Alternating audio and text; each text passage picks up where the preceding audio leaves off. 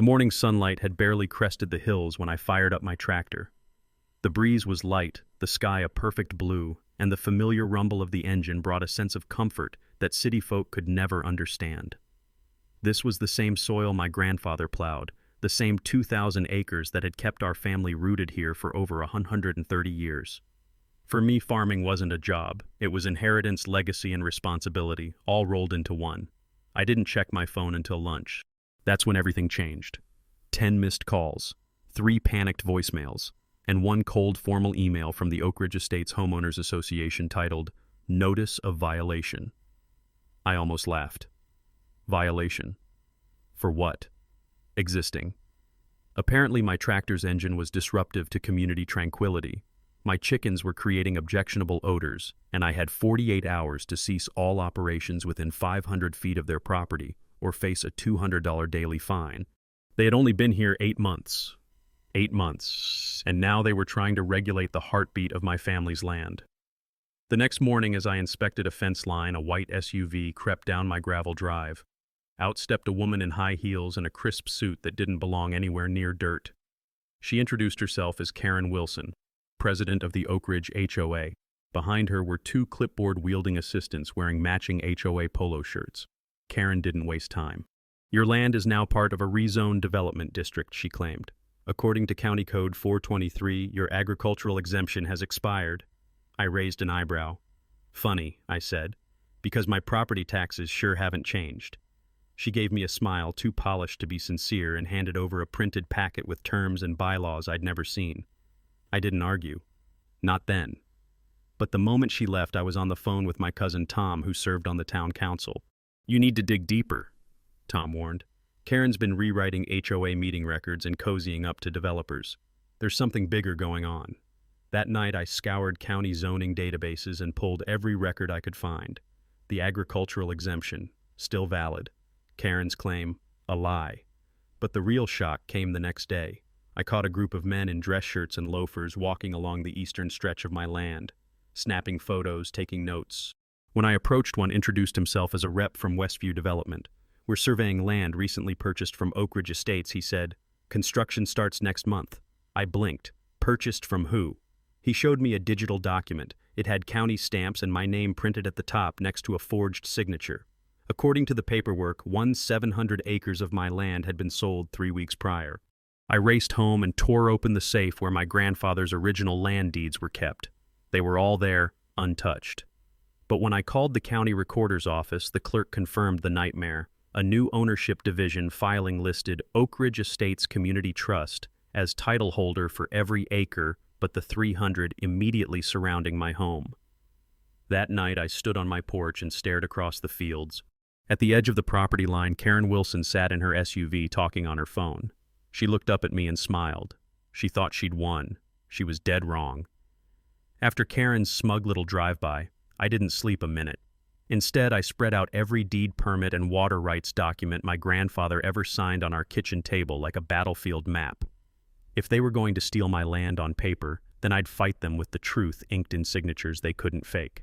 First thing, the next morning I marched into the county clerk's office. The clerk, Mrs. Rivera, had known my family for decades.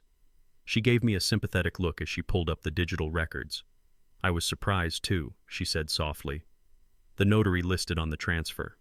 She hasn't worked in this state in years. I leaned in. Then how did this get recorded? She shrugged, helpless. It came through the Oak Ridge legal team. Proper seals, county signature. Everything looked official until you looked closer. I left with a printed copy of the forged deed and headed straight to Sam Grayson, an old friend of my father's and one of the toughest land attorneys in the county. He didn't sugarcoat it. They covered their tracks well, but they got sloppy in a few places. If we act quickly, we can stop them from moving forward. But Karen wasn't wasting time either. That afternoon, I received a cease and desist letter signed by Karen and the HOA's attorney ordering me to remove all equipment and livestock from within HOA jurisdiction. It looked official. Seals, stamps, legalese, all on paper, supposedly backed by the fake sale. They were treating the theft as done and dusted. And to make sure it stuck, they'd already let the developers start prepping the land. Bright orange flags popped up across my wheat fields like scars. Bulldozers idled just past the tree line. A glossy flyer hit every mailbox in Oak Ridge, proudly announcing Oak Ridge Commons coming spring 2026. Karen had even photoshopped images to make the land look wild and abandoned. I was furious, but more than that, I was focused. She may have tricked the county into changing ownership, but there was one thing she didn't own. One thing even the slickest forged signature couldn't touch: the water. Hidden in my grandfather's old binder was the 1943 utility easement that changed everything. Back then, the county built a reservoir on our land with our family's blessing and ownership. The deal was simple. We retained full water rights in perpetuity, and all local developments would be second in line behind agricultural use. That reservoir now supplied over half of Oak Ridge estates. Karen had stolen my fields on paper.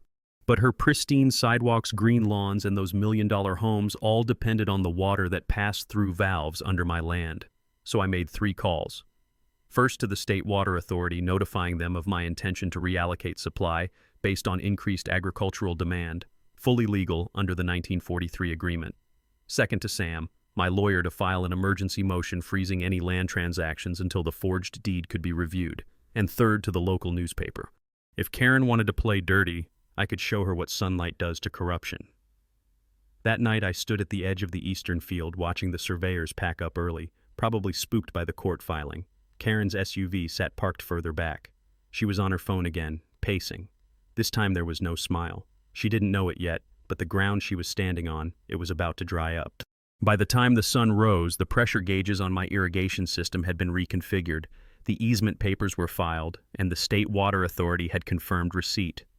Everything was in motion. That morning, the bulldozers rolled onto my eastern fields like clockwork.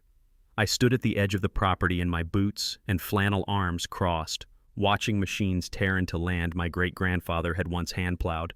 Karen arrived 10 minutes later, stepping out of her spotless SUV in high heels that sank slightly into the soft ground. She didn't look at me, just pointed confidently toward the horizon where her dream development was set to rise, and then right on cue, it all stopped. First came the water complaints. Sprinklers in Oak Ridge estates sputtered out. Faucets in $800,000 homes hissed with nothing behind them. Lawn care crews stood idle, hoses limp. The entire development went dry within an hour. Karen spun on her heel and marched straight up to me. Her face was already red, jaw tight, sunglasses pushed high onto her forehead. "What did you do?" I held up the old easement document, laminated now for good measure. "Reclaimed my water," I said. "Agricultural rights, take priority. It's in black and white. This is sabotage. This is legal. You wanted my land, you got it. But the water comes with rules. You didn't do your homework." She looked down at the page. Her eyes scanned the old signature, my grandfather's, and the state seal at the bottom. She didn't speak for a long moment. Then quietly, "You'll regret this." That was the first crack in her mask. By mid-afternoon, things got worse for her. Local residents were already calling the HOA office in droves. Karen tried to hold a Q&A in the community park but was heckled off the mic when a mother asked why her newborn hadn't had water for formula all day. And the news vans. They'd started circling Channel 5 was the first to arrive. Julie Ramirez, a firecracker of a reporter, showed up on my porch with a camera crew and a voice recorder. "Mr. Jackson," she said, "is it true that you're cutting off water to an entire community?" I didn't blink. "No, ma'am. I'm using water for farming, what it's legally intended for. It's not my fault the HOA tried to steal land and forgot they don't own the pipes beneath their feet." The story exploded online within hours. The headline read, "Farmer reclaims water rights after HOA land grab. Entire subdivision goes dry." That night as I ate dinner, my phone buzzed with an email. Karen, subject, "Urgent proposal. Let's discuss a solution. Compensation can be arranged. We're willing to negotiate." I didn't reply. Instead, I walked outside and looked at the land the bulldozers had barely scratched.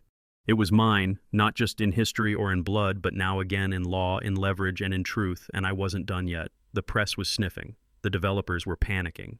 Residents were starting to question the woman who had promised them luxury and delivered dry faucets. Karen started this war with ink and deception. I'd answer it with sunlight, truth, and just enough pressure to make every crack in her kingdom split wide open. The morning of the hearing, I put on my cleanest pair of jeans and the same belt buckle my father wore when he testified before the zoning board in 1981. He'd fought for this land once. Now it was my turn. The courthouse buzzed with energy. Reporters clustered around the stairs. Neighbors. I'd never met shook my hand as I walked inside. "Stick it to 'em," one man said. About time someone did. Inside the courtroom, Karen sat in a sharp charcoal suit flanked by 2 lawyers and 3 HOA board members who looked like they'd rather be anywhere else. She didn't look at me, but when she spotted the Channel 5 crew setting up in the back row, she adjusted her collar and straightened her posture. She still thought she had this under control. My lawyer, Sam Grayson, stood tall as opening remarks began. He led with clarity, starting from the forged documents and working his way up to the heart of it all, the illegal transfer of 1,700 acres of farmland. Then the hammer dropped. We called in a handwriting expert. She testified that my signature on the deed transfer was not only mismatched, it showed signs of copy and paste manipulation. The kicker: the notary's seal on the transfer belonged to a woman who'd passed away in 2021, nearly 2 years before the papers were allegedly signed. Gasps rippled through the courtroom. Karen's attorney stood quickly trying to spin the narrative. The HOA was under the impression the land was sold lawfully, he insisted. Any issues with the notary were due to administrative confusion. But Sam was ready. "Let's talk about that confusion." He pulled out copies of emails between the HOA and Westview Development dated months before any supposed sale. In them, Karen discussed parcel layouts, estimated profits, and construction dates as if she already owned the land. The judge's eyes narrowed. "And the water situation?" the judge asked. I stood and presented the original 1943 easement, along with a signed letter from the State Water Authority, verifying my legal redirection of the supply. Karen's lawyer objected, but the judge waved him off. "The easement is valid. The law is clear." This man had every right to prioritize agricultural needs, especially under duress. Then Sam played the final card, an audio recording of Karen leaving me a voicemail. Her voice was icy, almost amused. "You can fight, but the papers are filed. The county's behind me. You'll run out of options before I run out of lawyers." Dead silence followed. Even her own legal team looked stunned. Karen's face, ghost white. The judge called for a short recess during which whispers filled the courtroom like wildfire. When we reconvened, she didn't waste time. "Pending the outcome of a full investigation, I'm placing an injunction on any development activity on the disputed 1,700 acres. Furthermore, I am referring the matter of the forged deed and associated materials to the district attorney's office for criminal inquiry." I turned slightly and caught Karen's eyes for the first time. That smirk she wore back when she stood in my field. Gone. Her hands fidgeted in her lap, her mouth was drawn tight, her empire had just cracked open in front of everyone. The reporters outside swarmed her as she exited. She kept her head down. No comments this time, no victory walk. I left the courtroom to applause, but this wasn't about winning. It was about reclaiming what was mine, exposing the rot beneath her polish and warning every overreaching HOA out there farmers don't forget, and we sure as hell don't back down. The morning after the courtroom hearing, I woke up to a different world, not quieter, louder. My phone buzzed with nonstop messages. Neighbors I'd barely exchanged nods with were now texting apologies. Reporters left voicemails requesting interviews. And on the Oak Ridge Estates community Facebook page, the tide had turned. I had no idea she faked the sale. Karen convinced us the farmer was exaggerating. We owe him an apology. By noon, even residents who had supported the HOA began peeling those pristine white Oak Ridge commons. Coming soon signs from their front lawns. The community center, once a place for HOA luncheons and passive-aggressive flyers, was packed that evening. People who hadn't attended a meeting in years showed up, many with questions, some with rage. Karen tried to act like nothing had happened. She walked in briskly, head held high, and opened the meeting with a mechanical smile. "Let's begin with updates on the community landscaping." "Skip the landscaping," a man shouted from the back. "Explain the forgery." That man was Mr. Robbins, a quiet veteran who had lived in Oak Ridge since the first slab was poured. I'd never heard him raise his voice before. Another voice joined in. Then another, and another. The room, once her echo chamber, had turned into a tribunal. Karen's vice president tried to calm things down.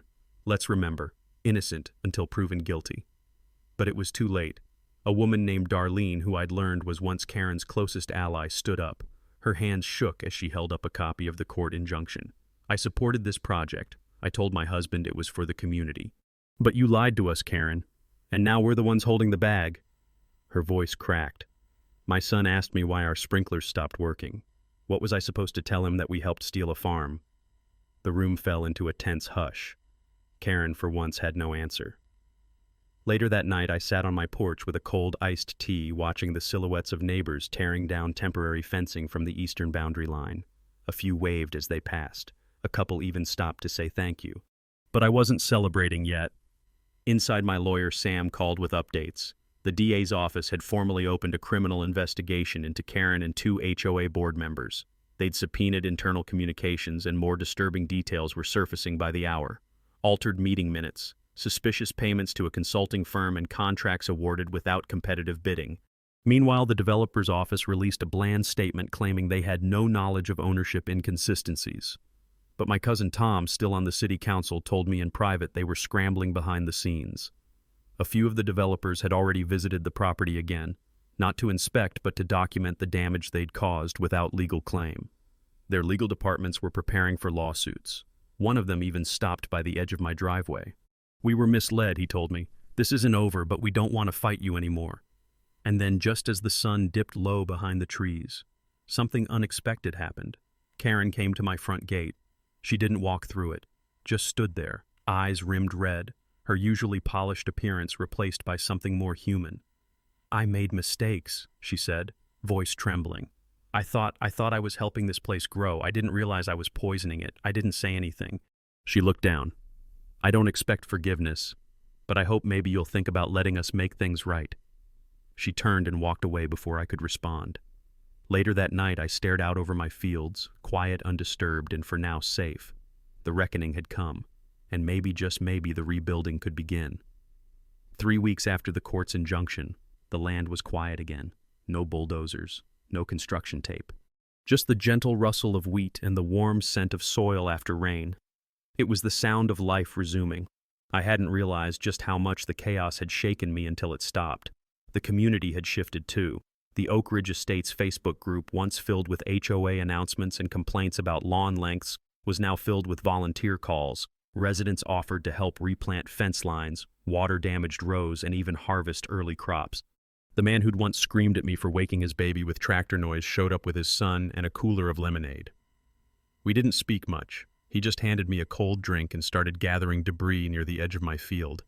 Sometimes reconciliation doesn't come in words. It comes in small, dusty hands offering to help.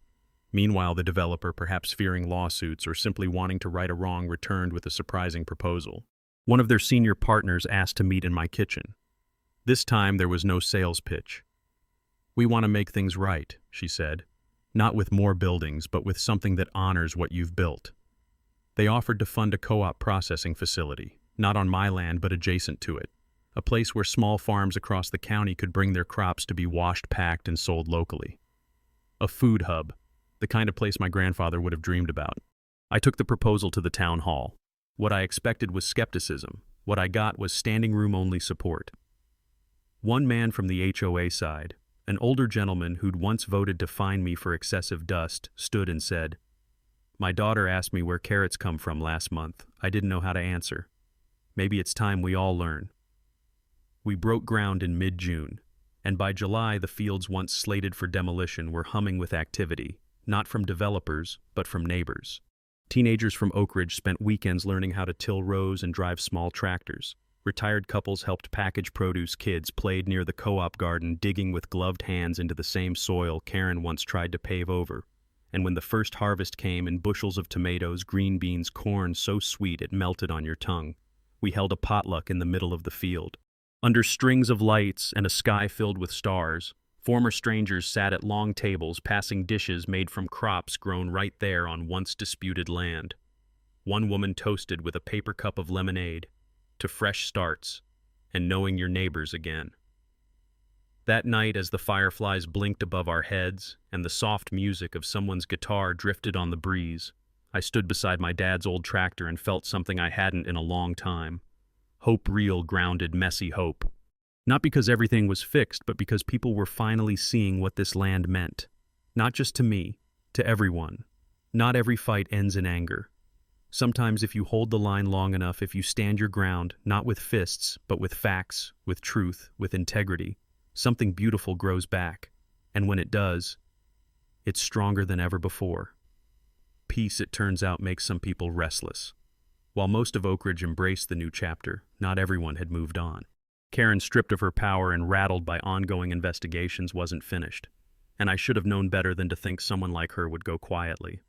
It started with small things, a few broken fence posts, a pile of trash dumped at my gate, my mailbox smashed twice in 1 week. No one saw who did it, but the message was clear. Then came the letters, anonymous typed, postmarked from nearby towns. Careful who you make enemies of. Hope your water doesn't accidentally get cut off next. You don't deserve that land. You'll lose it eventually, each one more venomous than the last. My lawyer, Sam, collected them all. Classic scare tactics, he said. But we're documenting everything. Let them bury themselves in the evidence. It escalated when a neighbor's security camera captured a shadowy figure late at night near my irrigation lines. Sabotage, maybe, but I'd already installed backup valves. They failed to do any damage. What they didn't know couldn't know was that I'd spent the past 6 months making sure no one could ever steal this land again. One afternoon I got a knock on the door. It was Diana, Karen's daughter. She looked different. Tired, older somehow. "I'm sorry to bother you," she said, "but you need to know something." She sat at my table, fingers tracing the rim of her coffee cup. "My mom kept records," she said finally. "Names, meetings, money, lots of money. She kept everything in a safe in the old HOA office, I think. I think you should see it." I didn't know whether to trust her, but the sincerity in her voice. That wasn't faked. With a court-approved warrant and the help of the new HOA board. We opened the safe. Inside was everything. Invoices, personal checks, private emails. An entire paper trail of bribes, forged approvals, and consulting fees paid to Karen's inner circle, including several sitting county officials. One name caught my breath, the former zoning commissioner, the one who'd fast-tracked the development plan. Sam read through it, whistling low. "This isn't just HOA corruption," he said. "This is organized fraud." The district attorney agreed. Within a week, subpoenas went out. Karen was arrested at her sister's house out of state. 3 former board members turned themselves in. A developer executive was caught trying to shred documents in a storage unit. The story made the evening news. Local farmers' water rights, spark criminal investigation into HOA fraud ring blared across the screen. Neighbors came by in quiet awe. Some apologized for ever doubting me. Others asked how I'd kept going. "Because I had to," I said simply. "You don't give up on your land or your family. Not ever." But the last blow wasn't public. It came one night just before dusk. As I closed up the barn, Karen's SUV crept up the drive. Windows rolled down. No headlights. She looked thinner, harder, but her voice still carried that bitter edge. "You think you won?" she said. "But I built this community." "No," I replied, stepping forward. "You ruled it, and you forgot what it was built on. Neighbors, not control, honesty, not fear. You embarrassed me," she spat. "You did that yourself," I said, "and the courts will make sure everyone knows it." She didn't respond, just hit reverse and vanished into the dark. I stood alone in the twilight, heart pounding not from fear but from finality. The ghosts of Karen's regime had made their last desperate move, and failed. The trial wasn't just a trial, it was a reckoning. 6 months after the arrests, the courthouse buzzed like a hive. Reporters lined the steps. Cameramen jockeyed for angles. People from across the county had come not to see a verdict, but to witness the fall of something that had ruled too long without question. Karen Wilson stood at the defense table, her blazer sharp but her face worn. To some she looked like a fallen executive. To me she looked like someone who had confused manipulation for leadership until the ground crumbled under her heels. The prosecution had a field day. They laid it all out with chilling precision. The forged land transfer notarized by a dead woman. The misappropriated fines over $240,000 siphoned from homeowners. The fake community projects with inflated budgets and no completion. The consulting fees funneled to relatives. And finally, the water rights violations where Karen attempted to sue me for shutting off her supply, only to have the court confirm my ownership going back 8 decades. Every piece of paper was authenticated. Every testimony supported the next Diana's witness stand appearance, delivering calm, damning detail about her mother's actions, sealed the room in silence. When Karen took the stand, her defiance faltered. She claimed it was all for property values, that she only ever wanted what was best for the neighborhood. But her voice shook when cross-examined. and her answers wavered when asked why HOA funds had purchased spa trips and steak dinners for her board. The jury took less than 4 hours. Guilty on 6 counts: fraud, conspiracy, falsifying public records, and misuse of community funds. Karen was sentenced to 8 years in state prison. 2 former board members received lesser sentences after plea deals. The crooked zoning commissioner was indicted shortly after, but that wasn't all. The county launched a new watchdog task force based directly on the evidence gathered during our case. 35 other HOAs across the state were flagged for audit. Karen's trial had become a national cautionary tale. CNN even ran a segment titled, "When HOAs Go Too Far." At home, things changed too. The land that had nearly been stolen was fully restored to my name. The new HOA, now made up of actual community members, passed a bylaw called the Farmers Protection Clause, ensuring never again could agricultural land be rezoned without consent. The developers who had tried to erase my fields, they offered restitution through a legally binding agreement, no further construction without my written approval. Instead of homes, we built a community co-op, a farm market education center, and event space funded partially by developer reparations and local grants. High school kids now toured the co-op, learning where their food came from. Elderly neighbors stopped by to volunteer. And for the first time in years, Oak Ridge Estates wasn't just a name. It was a place people were proud to be part of. 1 year after the trial, we held a celebration on the eastern ridge. It had once been covered in bulldozer tracks. Now it was full of picnic tables, families, and laughter. I stood near the old oak tree watching kids chase chickens across the yard. Diana walked over, handing me a cup of fresh-pressed cider. "You really did it," she said. "No," I replied. "We all did. You, the neighbors, the ones who stood up. I just didn't back down."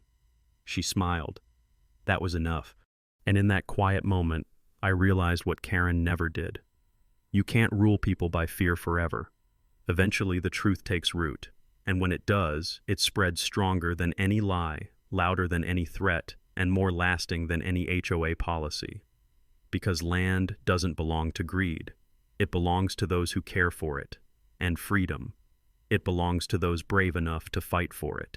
If there's one thing this story reminds us, it's that age doesn't dull the power of standing firm, especially when you're protecting something that took generations to build. For those of us who've watched the world change, watched rules grow more complicated, and seen common sense tossed aside in favor of red tape and control, it's easy to feel like we're no longer heard. But here's the truth.